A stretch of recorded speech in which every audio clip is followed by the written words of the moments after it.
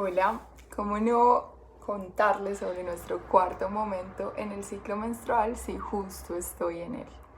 Entonces voy a empezar contándoles lo que pasa bioquímicamente y luego les contaré lo que sucede pues en nuestra energía, o sea, en lo que eso se traduce, siempre escuchándonos un montón porque esto no es nada escrito sobre piedra, cada una va explorando y va sintiendo su propia fase, cómo le va contando lo que necesita.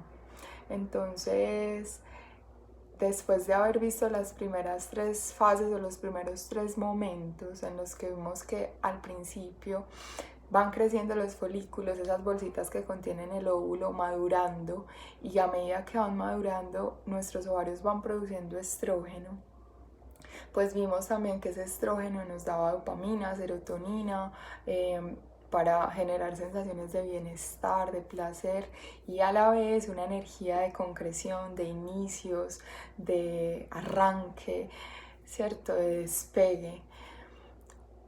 Luego, ese estrógeno llega a su pico con una fuerza muy yang de concreción ahí en la tierra y cuando llega a su pico, pues ovulamos y empieza a bajar porque empieza la producción de progesterona que viene a balancear toda esa energía que tenemos, que en exceso sería abrumadora, ¿cierto? Entonces viene precisamente para evitar eso y la progesterona nos entrega la posibilidad de calmar el sistema nervioso, de descansar más, de dormir más, en nuestro tercer momento, nuestra tercera fase. Y a la vez el estrógeno engrosa el revestimiento uterino, la progesterona lo adelgaza y disminuye la inflamación. Cuando estas dos hormonas bajan juntas, ahí menstruamos. Y menstruamos desprendiendo no solo sangre, no solo es sangre nuestro flujo menstrual, sino también parte de ese revestimiento uterino, que es tejido endometrial, aproximadamente un tercio porque el resto lo reabsorbe el cuerpo, y secreciones del canal vaginal. En ese momento de la cuarta fase en el que estamos desprendiendo, tenemos una similitud o una semejanza con una anciana sabia. Y esa anciana sabia nos entrega la energía física de la anciana y la sabiduría de esta misma figura, de este mismo arquetipo, porque nos da la posibilidad de discernir con sabiduría qué necesitamos soltar, así como nuestro útero está soltando, y qué vamos a seguir sosteniendo, que ya no tiene sentido seguir sosteniendo, y le ponemos la intención a ese flujo menstrual que nos ayude a soltar, y que vamos a seguir sosteniendo así como el útero sigue sosteniendo en su lugar y en su posición.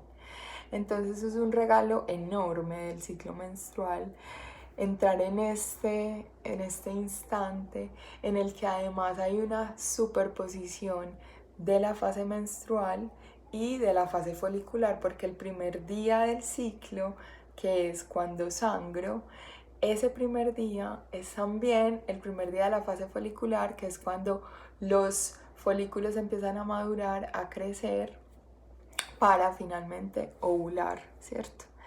Entonces, pues es evidente que al bajar estas hormonas que nos dan placer, bienestar, energía, que nos permiten descansar más, que calman el sistema nervioso, pues como están en niveles tan bajos, haya cambios emocionales y cambios energéticos, ¿cierto? Físicos, en la forma en que nos sentimos, en nuestro ánimo.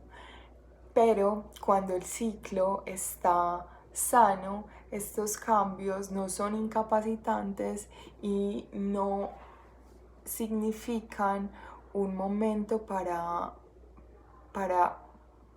poner en absoluto riesgo nuestra vida, ni en riesgo nuestra salud mental y nuestra salud emocional. Al contrario, es un momento de atención, pues para cuidarnos, para mimarnos, para contemplarnos, para pausar, ¿cierto? Pero si estamos teniendo dolores incapacitantes, ansiedades desbordadas, tristezas profundas absolutamente, desesperanzadas, son maneras de nuestro cuerpo también contarnos que hay cosas que atender, que hay cosas que pueden ser desde lo hormonal, que están desajustadas y que necesitamos atender, y cosas que también, como somos un completo mundo, vienen desde lo nutricional, desde lo psicológico, desde las gestiones emocionales que hemos hecho y no hemos hecho y que nos están llamando. Entonces, este momento del ciclo es hermoso para escucharnos, y si es necesario resguardarnos, y si es necesario pedir un abrazo, pedirlo, porque se manifiesta de diferentes maneras. En mí, por ejemplo, físicamente se manifiesta con un dolorcito y un cansancio en la espalda baja, y yo encuentro súper sanador cuando estoy con amigos muy conectados a mi corazón, o con parejas, con una conexión grande con ese masculino. Sus manos son súper sanadoras en mí. Creo que en general esa presencia masculina de abrazo, de sostén, es bien sanadora.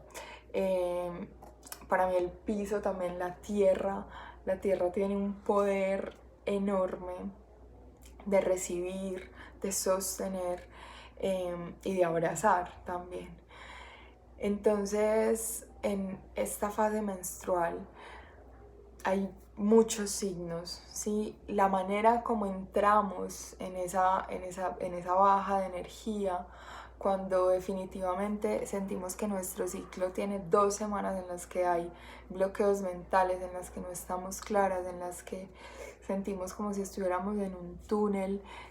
Ahí necesitamos atendernos y mirar si hay un desequilibrio en nuestras hormonas, en nuestras emociones, en nuestra psiquis, en esta parte que va siendo cíclica, pero que no tiene por qué ser una carga paralizante, ¿sí? Es un ciclo que va cambiando, que va trayendo pistas, que va trayendo mensajes, pero de manera sutil cuando está sano.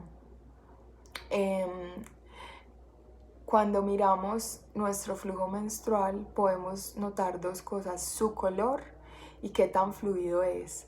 Cuando tenemos un ciclo sano, su color es rojo, como la sangre, y es fluido, no es con coágulos grandes. Listo, los coágulos nos están avisando que necesitamos consultar, que necesitamos atendernos, porque acuérdense que si la progesterona llegó en suficientes cantidades para disminuir la inflamación y para hacer menos gruesos esos revestimientos uterinos, pues el desprendimiento será natural, será tranquilo, tal vez habrá cólico, un poco de cansancio, ¿cierto? Que nos lleve a coger los días con más lentitud y más calma, pero no dolores incapacitantes que nos doblan, que nos tiran al piso, que nos hacen gritar.